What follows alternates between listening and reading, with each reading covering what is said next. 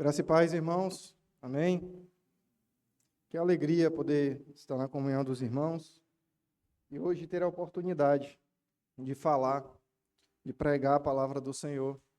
Palavra essa que deve permear nossos corações, nossos pensamentos, nossas ações.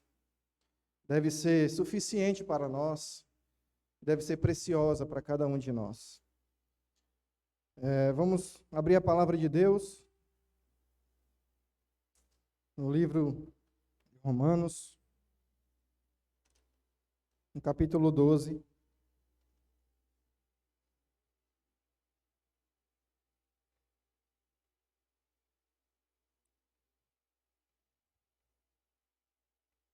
Tempos atrás, algumas semanas, meses, o Senhor colocou no meu coração o desejo de falar sobre adoração. E um dos textos que eu usei aqui nas quartas-feiras foi exatamente este, de Romanos capítulo 12, por entender que aqui o apóstolo Paulo ele traz, como o conteúdo principal dessa mensagem, a adoração ao Senhor. Por isso a importância de nós tratarmos desse assunto e, além disso, por ser algo que tem se tornado tão banalizado, meus irmãos, nos nossos dias. Tem sido tornado no meio evangélico uma busca pessoal ou coletiva, através de uma necessidade de sentir alguma coisa emocional, algum sentimento místico, algo sobrenatural, uma experiência diferente. E aí muitas coisas têm acontecido no nosso contexto evangélico do Brasil, mas que não é só aqui. Isso veio do mundo de uma forma geral. Tá um barulho, né? Mas vamos seguindo. Então, é a necessidade que nós temos de encarar esse assunto de uma maneira prioritária, por entender que foi para isso que o Senhor nos criou, foi para isso que o Senhor nos fez, para que fôssemos adoradores. E é o que a gente vê, são exatamente cada vez mais o número de igrejas, igrejas que têm tratado esse assunto como algo realmente de experiência, de misticismo, e não como uma pregação genuína do Evangelho. E aí a gente vê igrejas de fundo preto, igrejas que aderiram ao movimento worship, que essa palavra em inglês quer dizer adoração, e aí a gente importa tudo de bom e também importa tudo de ruim lá de fora, E o perigo de a gente viver nesse contexto é o esvaziamento cada vez maior do Evangelho nos púlpitos, dando lugar a falsos profetas, dando lugar a mensagens que não agregam em nada para a nossa vida espiritual. O que a gente vê é o Evangelho sendo tirado e a experiência e o falso Evangelho sendo colocado no seu lugar nas igrejas hoje em dia. Por isso é importante nós falarmos do Evangelho nesse contexto de adoração, porque ele é a base da nossa adoração. São as misericórdias de Deus, como a gente vai ver hoje, que sustentam e nos dão ânimo, prazer e devoção para aplicarmos a nossa vida em adoração. É um equívoco acreditar, meus irmãos, que a adoração está resumida a esse momento que nós acabamos de ter, de louvor, de cantar. Não é só isso. A adoração, ela está voltada também para as outras disciplinas espirituais que o Senhor requer de nós, como orar, como ler a palavra de Deus, como servir a igreja local, como evangelizar. Tudo isso é adoração, e não como muitos pensam que é só cantar. Eu vou para a igreja adorar. Mas como que você vai adorar? Só cantar? Não é só cantar, é também, mas não só isso. E a gente vê o uso da palavra adorar sendo colocado de uma forma genérica. Muitos dizem, eu adoro meu carro, eu adoro a minha casa. E essas expressões, elas denotam uma certa emoção, um certo apego, uma certa valorização. Mas o que a gente precisa entender, que a palavra adoração, ela quer dizer cultuar alguém ou alguma coisa que se considera divindade, que a gente reverencia e que a gente venera. Uma outra classificação ou significado é que adoração é honra e culto dirigidos a Deus, dirigidos a alguém, melhor dizendo, ou alguma coisa. E aqui no contexto de Romanos 12, o objeto da adoração é o próprio Senhor. É a pessoa que deve ser adorada. Então Paulo fala exatamente disso, de uma adoração a Deus, que o próprio Deus é quem deve ser adorado por nós. Então, a partir de hoje, você não é inocente. Ao usar a palavra adoração, lembre-se, ela indica que você cultua alguma coisa. Então, se você vai adorar alguma coisa, lembre-se, você precisa adorar a Deus e não as coisas. A gente pode dizer, eu gosto de alguma coisa, mas adorar já dá esse sentido. E aí o breve catecismo de Westminster, ele vai nos apontar na primeira pergunta, qual o fim principal do homem? O fim principal do homem é glorificar a Deus. E aqui dentro do nosso contexto é adorar a Deus e desfrutá-lo para sempre. E lá no catecismo ele vai dar exatamente o verso 36 do capítulo 11, que é quando Paulo ali termina numa doxologia, adorando ao Senhor, por tudo aquilo que ele tem falado do capítulo 1 até o capítulo 11. Paulo, depois de expor durante 11 capítulos, né, os pontos mais teológicos e doutrinários ali da sua carta, ele agora faz um convite baseado tão somente na graça, na justificação, na reconciliação e na eleição do Senhor. Então, nós chegamos no nosso verso, no verso 12, que diz: Portanto, irmãos, exorto-vos pelas compaixões de Deus, que apresenteis o vosso corpo como sacrifício vivo, santo e agradável a Deus, que é o vosso culto racional. Não vos amoldeis aos esquemas deste mundo, mas sedes transformados pela renovação da vossa mente, para que experimenteis qual seja a boa, agradável, perfeita vontade de Deus. E aí, meus irmãos, para que fique claro para nós, eu dividi esses dois versos da seguinte forma. O verso primeiro vai nos apontar para uma adoração que é necessária, para que apliquemos. O verso 2 vai nos mostrar uma adoração que deve ser radical. E aqui no verso 2 a gente vai ver Paulo nos dando uma ordem, vai ver Paulo nos mostrando um padrão que deve ser seguido, um processo que deve ser seguido por cada um de nós. E também no verso 2, Paulo vai nos dar um objetivo de vida, um alvo que nós devemos percorrer, que é conhecer a vontade de Deus. Então, no verso 1, a gente vê uma adoração que é necessária, e no verso 2, uma adoração que é radical. Vamos então para o nosso texto, que o Senhor nos ajude a compreender essas verdades tão preciosas. Aqui no verso 1, meus irmãos, Paulo ele inicia com a expressão portanto. Então, ele já inicia com uma conclusão daquilo que ele vem falando ao longo de 11 capítulos, onde ele vai mostrar que é necessário adorarmos a Deus pelas compaixões ou misericórdias, em outras versões, de Deus. Então, no verso 8, no verso 20 e 30 do capítulo 8, Paulo vai dizer: Pois aqueles que Deus de antemão conheceu, ele também predestinou para serem conformes à imagem de seu Filho, a fim de que ele seja primogênito entre muitos irmãos. E ele também predestinou, e a estes chamou, e aos que chamou também justificou, e os que justificou a esses também glorificou. Então, Paulo está fazendo menção a isso. Portanto, ao entender isso, ao compreender essas verdades, que Deus nos justificou, que Deus nos regenerou, chamou e glorificou, glorifiquem e adorem a Deus. Em vista da misericórdia divina, meus irmãos, o que é o não recebimento do castigo merecido, que é o que Paulo vem dizendo ao longo dos 11 capítulos, que nós não queríamos Deus, nenhum sequer vai até Deus, que todos estão distantes de Deus, são passivos de receber a sua ira. Diante disso, por causa da misericórdia de Deus, Deus requer uma resposta voluntária, uma resposta alegre, de gratidão, de todos nós que foram alvos da graça e da misericórdia do Senhor. Então, a partir de hoje, você tem que entender esse texto como uma responsabilidade sua, de que uma vez salvo, regenerado, justificado pelo Senhor, a sua vida não pode ser mais a mesma. A sua adoração tem que ser a esse Deus, que fez coisas maravilhosas e grandiosas por você. Essa misericórdia divina e soberana deve ser, então, a razão pelo qual nós devemos adorar. Ela que nos motiva, ela que nos encoraja, é olhar para o que Deus fez e aplicarmos isso de uma maneira responsável em nossa vida através de uma adoração genuína. Devemos, então, meus irmãos, adorar por aquilo que já recebemos, que Deus já nos entregou, que foi seu Filho, e não pelo aquilo que poderemos obter da parte de Deus. E quando eu digo isso, eu peço para que você atente ao ativismo, que muitas pessoas querem servir, querem fazer mais e mais dentro da igreja, achando que vão receber algo a mais de Deus.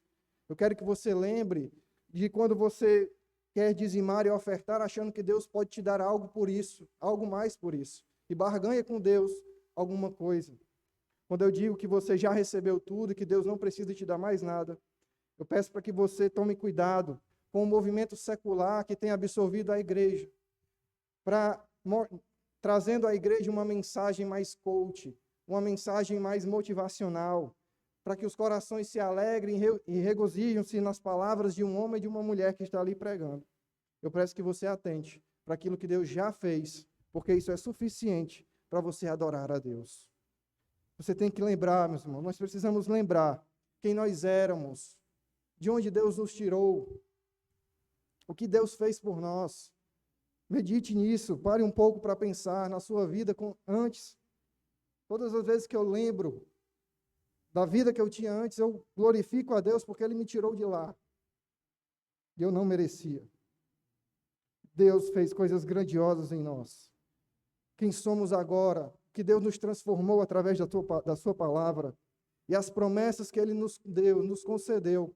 E a gente cantou aqui, que haverá uma chamada final, que haverá um momento que o Senhor nos tirará desse mundo.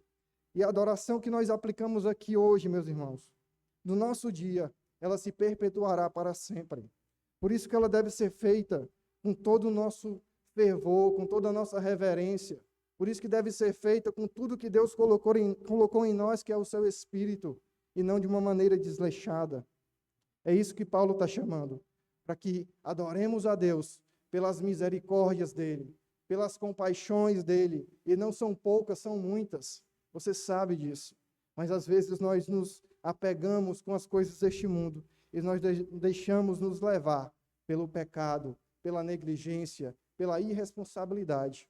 E a gente vai ver Paulo nos mostrando, meus irmãos, exatamente características necessárias que fazem parte dessa adoração. Quando ele diz que nós precisamos apresentar o nosso corpo como um sacrifício vivo, santo, agradável a Deus, que é o vosso culto racional. O que é que Paulo está dizendo aqui, meus irmãos? Ele está nos exortando a apresentar, na minha versão, ou a oferecer, ou a entregar o nosso corpo como sacrifício. E corpo, à luz aqui do que Paulo já falou em Romanos capítulo 6, verso 11 e 14, ele diz assim: assim também considerai-vos mortos para o pecado, mas vivos para Deus em Cristo Jesus.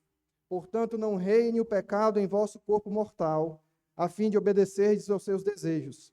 Tampouco apresenteis os membros do vosso corpo ao pecado como instrumento do mal, mas apresentai-vos a Deus como vivificados dentre os mortos, e apresentai-vos os vossos membros apresentai os membros do vosso corpo a Deus como instrumentos de justiça, pois o pecado não será domínio sobre vós, pois não estáis debaixo da lei, mas debaixo da graça. Então, o que Paulo está dizendo aqui é que o nosso corpo é todo o nosso ser, tudo aquilo que somos, existimos, alma, mente, coração, espírito, tudo deve ser entregue a Deus como um sacrifício vivo. Ele diz isso. E esse sacrifício vivo nada mais é do que uma nova vida em Cristo no qual nós recebemos. Então, quando Paulo chama pelas misericórdias de Deus a adorarmos, nós precisamos entender que é um chamado para aqueles que já foram resgatados pelo Evangelho. E aí, uma vez resgatados pelo Evangelho, somos imbuídos diariamente pelas misericórdias de Deus a sacrificar-nos em obediência ao nosso Senhor. E o que é esse sacrificar em obediência ao Senhor? É relativo, equivalente ao mesmo que matar em vida, todos os dias, os nossos desejos e as nossas vontades. Então, apresentar-se como um sacrifício a Deus é matar o seu pecado todo dia, através de uma luta diária, onde você alimenta o seu espírito para que ele possa vencer a sua carne. Esse sacrifício, além de vivo, ele precisa ser santo. E ele é santo por quê? Porque ele deve partir de uma vida de santidade.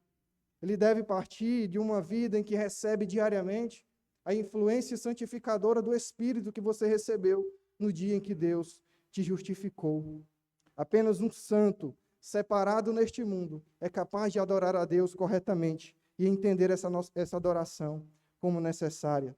Então, essa adoração, meus irmãos, ela provém de um cristão que é firme, que obedece, mas também que progride na sua caminhada cristã, não fique estagnado e nem fica atrofiado na sua caminhada. Esse sacrifício, porque é vivo e deve ser santo, ele é agradável a Deus. Ou seja, é um sacrifício que é aceito sinceramente pelo seu Senhor.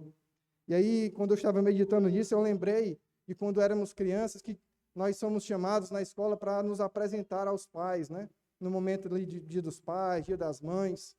E aí o pai recebe aquilo como algo extraordinário, porque ele vê no filho ali uma apresentação daquilo que ele tem de melhor para dar. Então, meus irmãos, esse sacrifício ele deve ser vivo, ele deve ser santo, e ele é agradável ao Senhor na medida em que fazemos com toda a nossa devoção. E aí Paulo ele termina esse verso nos apontando, dizendo que isso é o culto racional. Por quê? Porque uma vez conhecida a vontade de Deus, uma vez conhecido, melhor dizendo, as misericórdias de Deus, a reação lógica diante dessas verdades, diante dessas misericórdias, é que nós o adoremos. A palavra que está lá é lógicos, que indica exatamente isso. Não há outra reação, não há outra atitude a fazer, pela lógica, pelo aquilo que é compreensível, a não ser adorar o nosso Deus. A única reação possível é fazer de nossa vida um culto, uma oferta sacrificial a Deus, uma vez que você já recebeu a misericórdia do Senhor. Paulo está pensando aqui na ação de cultuar, na consagração irrestrita do coração, na mente, na vontade, nos nossos atos, nas nossas palavras. Tudo deve ser motivo de adoração ao Senhor. Não só esse momento que nós estamos aqui, não só quando você abre a sua boca para cantar, mas todo o seu ser, no âmago da sua alma, deve haver um senso de gratidão por aquilo que o Senhor já fez na sua vida. Então, para resumir esse primeiro verso, é como se Paulo estivesse dizendo assim: todo o meu ser, tudo que sou, foi alvo da misericórdia de Deus, resultando em uma nova vida em Cristo. Não é só necessário, mas racionalmente lógico, apresentar de forma agradável a Deus tudo o que penso, falo e faço. É lógico, se você foi salvo pela graça de Deus, é lógico que você se coloque diante de Deus como um adorador fiel, que adora a Deus em espírito e em verdade.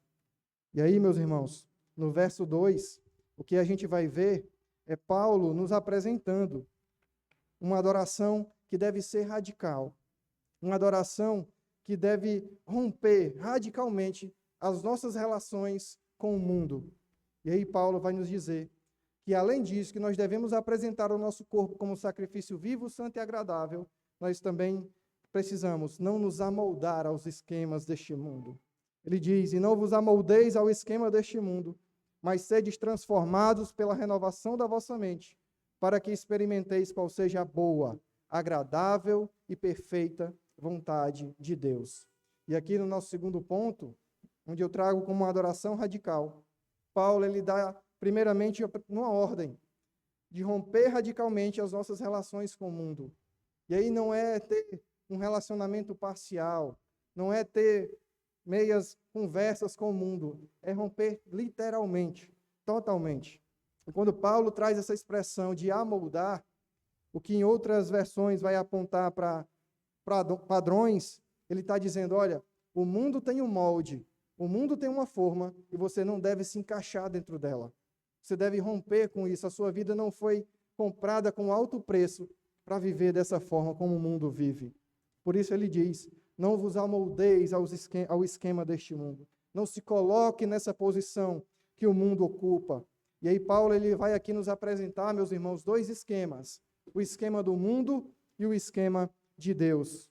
No esquema do mundo, a gente vai ver um tripé que sustenta esse mundo: a concupiscência da carne, a concupiscência dos olhos e a soberba da vida. Em outras versões, por exemplo, na NTLH, vai dizer: não vivam como vivem as pessoas deste mundo. Na NAA vai dizer: e não vivam conforme os padrões deste mundo. Então o mundo coloca um padrão, ele tem uma forma, um molde para nos encaixar, mas o Senhor já nos tirou de lá, e nós não podemos mais nos encaixar a esses padrões. E aí, meus irmãos, nós precisamos atentar para aquilo que nós devemos evitar, para que não sejamos como o mundo, para que não nos coloquemos no molde do mundo. E aí nós precisamos evitar uma vida que olha somente para si, uma vida de egoísmo, uma vida de insensibilidade, uma vida de hedonismo, em que a gente não consegue mais observar e atentar para as necessidades de quem está próximo de nós. O outro padrão mudando é o padrão do pecado, da prática cotidiana do pecado. E aí você já não, o mundo já não consegue sentir que aquilo é pecado. Muitos crentes têm vivido assim, não conseguem mais compreender e sentir o pesar de pecar contra esse Deus, que pelas misericórdias dele nos salvou. O que nós precisamos evitar é uma vida de idolatria, uma vida em que coloca os prazeres, o dinheiro, tudo aquilo que o mundo traz de bom como prioridade, como um ídolo em nosso coração. Porque aquilo que nós devemos adorar, ou aquele que nós devemos adorar, é Deus que nos comprou com alto preço.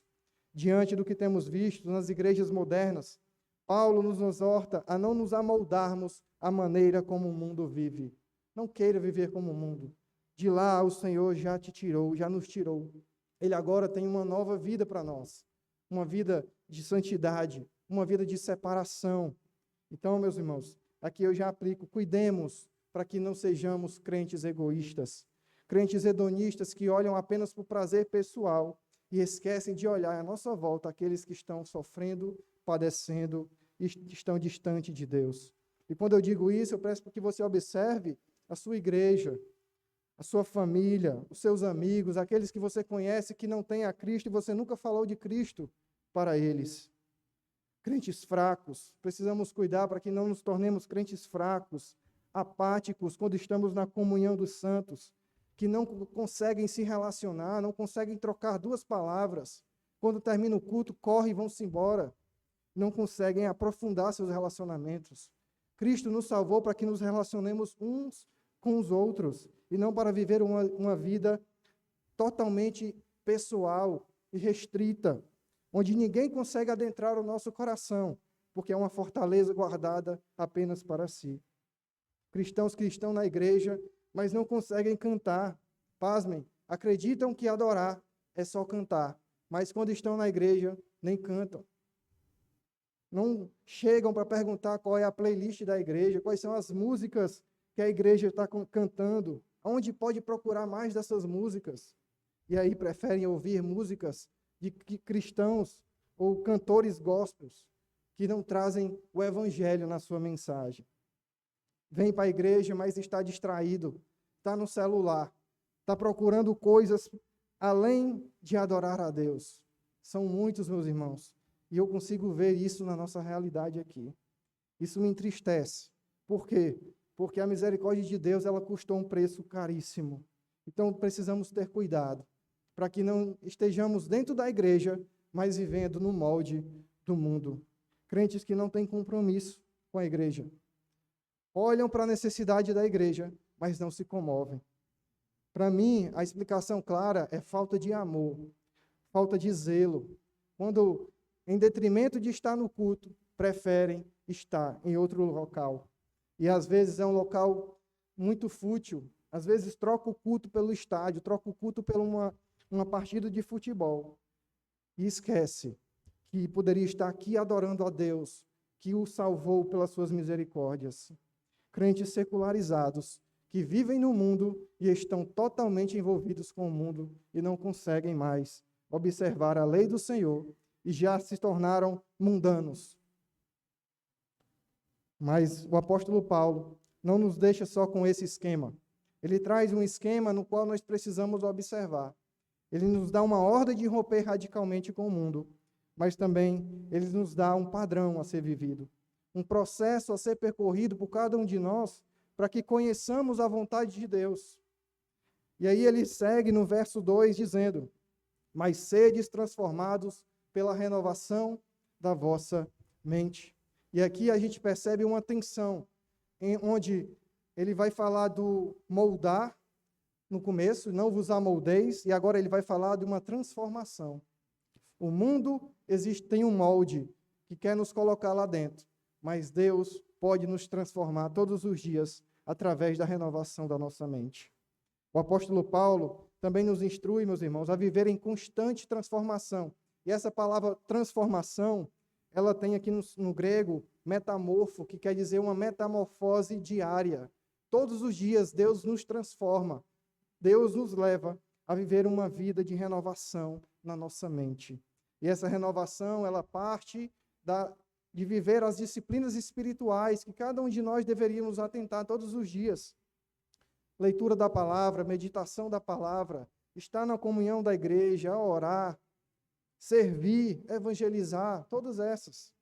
Então, se nós não devemos, se nós precisamos evitar os padrões mundanos, agora o que nós devemos fazer é amadurecer na nossa fé, é progredir, é sair da estagnação e procurar agradar a Deus através da nossa vida.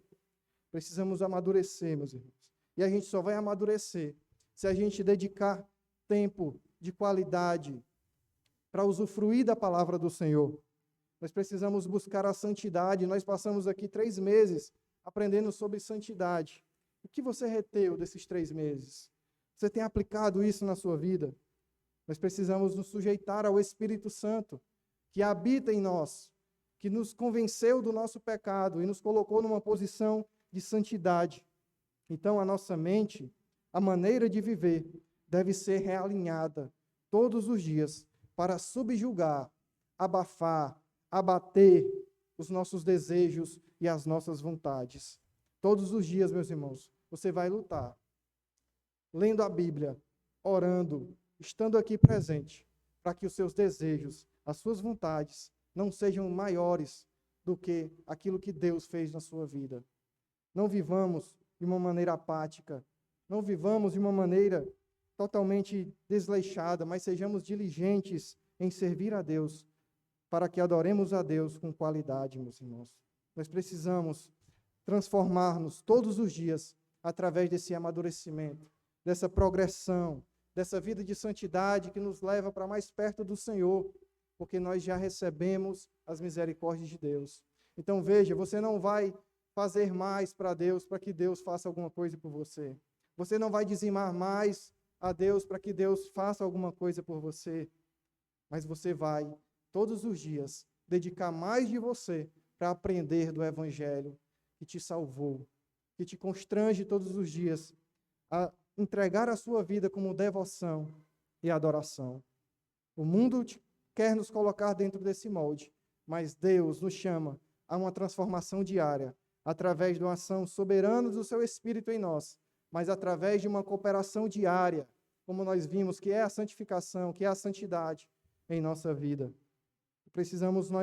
Nós precisamos entender isso, e nós precisamos aplicar isso através da nossa conduta, que emana de uma mente que foi transformada e que agora vive os padrões de Deus. Então, qual é o seu trato dentro da sua família? Com a sua esposa, com seus filhos? Como você se relaciona em casa? Na igreja é lindo, é santo, mas em casa é um troglodita, ou é uma mulher desleixada que não é submissa. Uma mente transformada, meus irmãos, ela traz na sua convivência do lar a essência do Evangelho. E no lar já vive para a glória de Deus. Você tem servido na igreja com sua mente transformada? Ou você sempre se coloca em indisposição, nunca tem coragem, nunca tem vontade para estar servindo na igreja? O que você tem feito na obra do Senhor, com a mente que o Senhor te pede de transformação? Qual a sua conduta no seu trabalho? Como você se relaciona lá no seu trabalho, no meio de pessoas ímpias? Qual é o seu comportamento? É na contramão do mundo ou é de amoldamento ao que eles têm vivido e falado? Eu escuto coisas, meus irmãos, e vejo coisas horríveis no local em que eu trabalho. Mas o Senhor nos chama a ser separado e a ter uma mente transformada através do seu Evangelho. Qual é a sua conduta na administração das suas finanças? Você gasta tudo e fica só com as sobras e nunca tem condições de abençoar a sua igreja, o seu irmão? Ou você se percebe como um mordomo fiel e bom administrador daquilo que Deus te colocou? Tudo isso deve partir de uma mente que foi transformada. Qual é a sua conduta, o seu comportamento quando você está sozinho com o seu aparelho de celular na mão? Quando você abre o seu Instagram quando você participa de roda de conversas? Que tipo de palavras, que tipo de conduta você exerce ali? É triste, meus irmãos, ver que muitos cristãos têm vivido como o mundo vive, têm se amoldado ao que o mundo prega e têm esquecido de que o Senhor pede que nos transformemos diariamente através de uma renovação, através de uma vida de responsabilidade nas disciplinas espirituais que Ele nos deu e esquece de observar a sua palavra. Paulo vai continuar falando, nos mostrando um objetivo, ou seja, uma vida em que nós consigamos aplicar a vontade e conhecer a vontade de Deus. E ele diz, para que apresenteis qual seja boa, agradável, perfeita vontade de Deus. E aqui a expressão experimenteis, o verbo experimenteis, ele traz exatamente, ele implica em testar, provar, discernir. Então, Paulo está dizendo que ao sermos transformados pela renovação da nossa mente, somos capazes de discernir, comprovar e experimentar a vontade de Deus. Então, o objetivo é para que experimenteis. Em outra versão, na NTLH, por exemplo, vai dizer, assim vocês conhecerão a vontade de Deus, isto é, aquilo que é bom, perfeito e agradável. Então, nós precisamos conhecer a vontade de Deus. E conhecer a vontade de Deus, meus irmãos, nada mais é do que conhecer a sua palavra. Então, nesse caminhar de adoração, nós precisamos entregar o nosso corpo como sacrifício vivo, santo e agradável, não se amoldar ao mundo, transformar todos os dias nossas mentes através de uma renovação da parte de Deus e para que o objetivo seja alcançado, que é experimentar a boa, agradável e perfeita vontade de Deus. Precisamos conhecer a vontade preceptiva de Deus. E a vontade preceptiva de Deus está onde? Nos seus preceitos, na sua palavra, na sua verdade. Deus nos colocou a sua palavra para que ela fosse lâmpada para os nossos pés, luz para os nossos caminhos e que ela nos apontasse um norte, um padrão de direcionamento para que possamos viver conforme os padrões de Deus e não os padrões mundanos. Então, que vontade é essa? E a gente vai ver que Paulo, ele vai mostrar nos capítulos 12, 13, 14 e 15, exatamente aquilo que Deus requer de nós.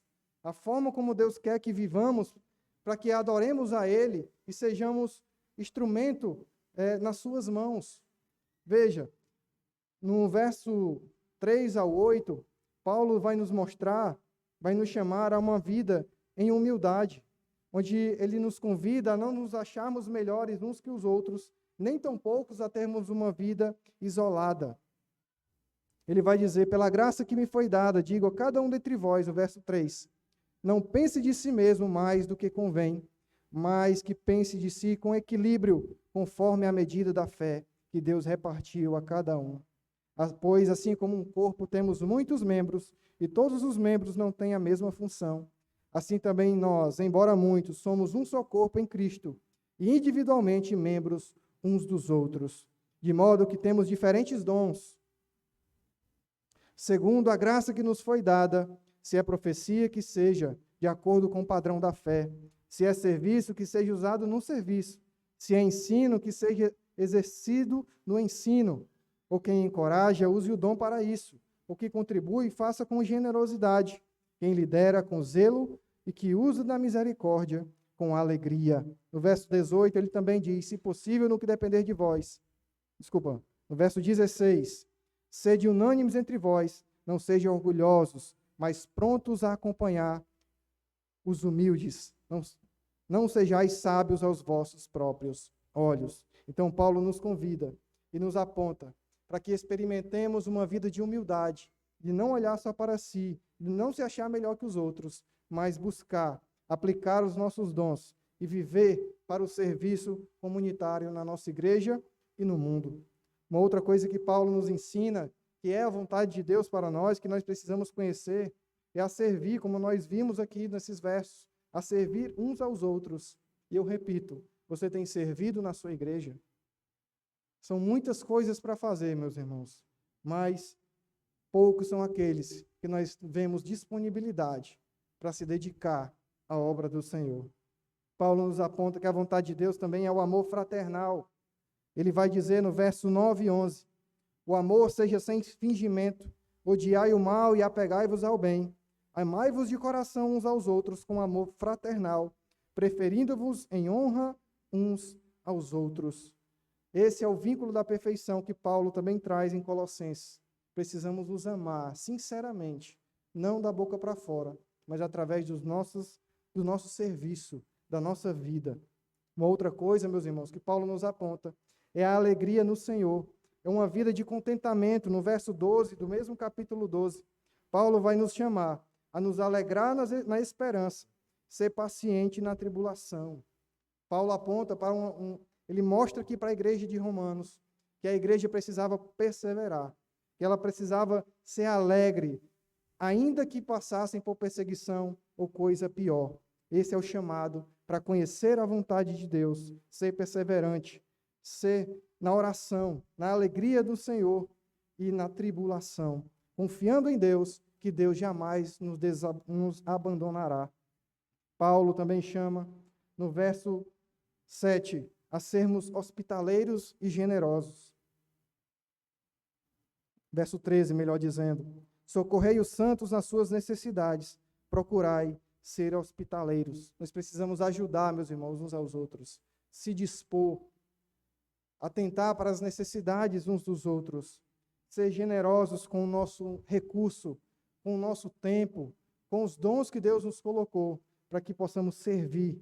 Essa é a vontade de Deus que Paulo está nos chamando. Essa é a vontade de Deus que Paulo está chamando a igreja de Roma. E é esse o chamado para nós essa noite, para que sejamos generosos, que as nossas vidas sejam instrumentos na mão de Deus para servir e não só viver para si, como o mundo vive. Precisamos perseguir a paz. No verso 17 e 19, Paulo diz, ninguém devolva mal por mal, mas procurai fazer o que é certo diante de todos. Se possível, no que depender de vós, viver em paz com todos os homens. Não podemos medir esforços pela paz. Devemos ser pessoas comedidas, cidadãos equilibrados nas nossas relações com o mundo, no nosso dia a dia, no trânsito, no trabalho. Você não pode ser um crente que todo mundo te reconhece por você ser aquele cara, resolve tudo, é aquele cara que é resolutivo, né? Cheio de marra, cheio de poder, tem ali nas suas mãos a capacidade de resolver todas as coisas. Não, você tem que ser reconhecido por uma pessoa sábia, equilibrada nas suas palavras, que pensa na lei do Senhor antes de fazer qualquer coisa, de dizer qualquer coisa. Esse é o padrão de Deus. O padrão do mundo é na primeira oportunidade explodir, mas o padrão de Deus é calma, persiga a paz, persiga o bem, evite o mal, não retribua o mal com o mal, mas faça o bem. Essa é a vontade de Deus, meus irmãos, que nós precisamos conhecer todos os dias. Precisamos ser despenseiros do bem, que é o que o verso 21 vai dizer, não deixes vencer pelo mal, mas vence o mal com o bem. O capítulo 13, Paulo vai nos mostrar que nós devemos nos sujeitar às autoridades, a sermos cidadãos que respeitam as autoridades e a lei do nosso país. Esse é o chamado, a viver uma vida de responsabilidade no cumprimento das leis. E no final, no capítulo 14 e capítulo 15, Paulo nos chama a acolher o fraco na fé, no verso 1, mas não para debater opiniões, mas para ajudar, para levar aquele irmão a crescer, a sustentar a vida daquele irmão no início da sua jornada ou no decorrer da sua jornada, para que ele possa progredir e crescer em santidade nos caminhos do Senhor. Então veja, aqui no capítulo 12, no capítulo 13, 14 e 15, Paulo nos dá a vontade de Deus como um preceito para nos amoldarmos a Deus e não ao mundo. Então você tem elementos suficientes, meus irmãos, para adorar a Deus com a sua vida por completo. Todo o seu corpo, todo o seu ser deve ser para adorar ao seu Deus, que te salvou pelas suas misericórdias, pela sua graça, te redimiu, te comprou com alto preço, para que você conheça essa vontade. E você não precisa ir atrás de falsos profetas, de coach, de palavras motivacionais, de uma revelação sobrenatural, não, é nos preceitos do Senhor, que estão disponíveis todos os dias através, tão apenas de abrir a palavra de Deus e conhecer essa vontade. O chamado de Deus para nós nessa noite, meus irmãos, é para que vivamos uma vida de adoração, conhecendo Deus todos os dias através da renovação da nossa mente, sendo transformado pela palavra de Deus todos os dias até que Ele venha, até que Ele nos chame. Venham benditos do meu Pai, me adorar agora, na eternidade, onde não haverá mais pecado, onde essa adoração não pode mais ser corrompida ou interrompida, porque agora adoraremos com um espírito vitorioso, sem a presença do pecado em nós. Quero concluir, meus irmãos, dizendo que a adoração que Deus requer é ao mesmo tempo necessária e radical. É necessária porque ela é uma resposta inevitável às misericórdias de Deus. E ela abrange todo o nosso ser, toda a nossa vida, o que você fala, o que você pensa, o que você é, todas as suas ações devem adorar a Deus por causa das misericórdias dele. Ela é radical, porque nos chama a uma transformação que desafia os padrões do mundo e nos coloca nos padrões divinos de Deus. Quando vivemos em adoração constante, meus irmãos, nós conseguimos experimentar a boa, agradável e perfeita vontade de Deus, que é o quê? Uma vida de humildade, uma vida em que persigamos a paz, uma vida em que fazemos o bem, em que somos sábios, sóbrios, diligentes em servir, amantes da igreja, que desejam cooperar e são generosos com as necessidades da igreja. Essa é a vontade de Deus. É isso que agrada ao Senhor, que nós precisamos fazer. Devemos, então, obedecer à ordem do nosso Deus, de não vivermos como o mundo, no molde do mundo. Pelo contrário, precisamos perseverar no processo de santificação diária de nossas vidas, sendo inimigo do mundo, mas amante e amigo do Evangelho. Dessa forma, alcançaremos o objetivo, o propósito da nossa redenção, que é vivermos a vontade de Deus todos os dias, através de vidas santas e que agradam ao Senhor. É isso que Paulo está nos dizendo, meus irmãos. Guarde isso no seu coração, guarde isso na sua vida e faça disso todos os dias verdade para você no seu dia a dia. Cristo deu tudo por nós, entregando a sua vida por completo, como sacrifício agradável a Deus. Ele foi sacrifício ali na cruz, diante de Deus, e foi agradável e definitivo. Ele não aceitará nada menos do que tudo que nós podemos ser e ofertar a Ele. Tudo que nós somos deve ser para Ele. Não há espaço para compartilhamento da nossa vida com o mundo, da divisão da nossa vida secular, da nossa vida da igreja espiritual. Todo o nosso ser, aonde você for, seja um adorador fiel a Deus, que adore a Deus em espírito e em verdade. Quero concluir, meus irmãos, com uma oração que eu encontrei no livro Vale da Visão, de Arthur Bennett, onde resume bem isso que nós acabamos de aprender através da palavra de Deus. Vai dizer assim: a chama da minha vida é adorar a Ti. A coroa e glória da minha alma são adorar-te. Prazer celestial é me aproximar de Ti. Capacita meu espírito. Capacita-me por Teu Espírito e a agora Te adorar, para que eu possa esquecer o mundo e ser trazido à plenitude de vida, para que eu seja renovado, confortado e abençoado. Dá-me o conhecimento da Tua bondade, para que eu não fique temeroso por Tua grandeza. Livra-me das distrações, ó Deus, dos cuidados, de empecilhos à busca do caminho estreito. Fui perdoado pelo sangue de Deus.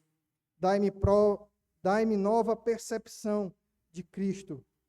Continua perdoando todos os dias através dele. Que eu venha todos os dias à fonte e todos os dias seja novamente lavado, transformado. Que eu possa sempre te adorar em espírito e em verdade. Que essa seja a nossa oração, meus irmãos.